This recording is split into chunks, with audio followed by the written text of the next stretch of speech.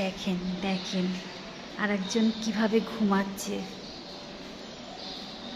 গাড়িতে। তার জিনিসপত্র কি কি জানো, জিলাপি, তারপরে এদিকে হচ্ছে কলা, কিন্তু মালিক ঘুমাচ্ছে। মালিকের চোখের ছানগ্লাস দেখি তো, ছানগ্লাস খুললে কি হয়। ওলে মালিক, মালিক ঘুম। কি অবস্থা, কি অবস্থা, ঘুমিয়ে এসে গেল। ওলে আল্লাহ, ইস ইস মাম্মি।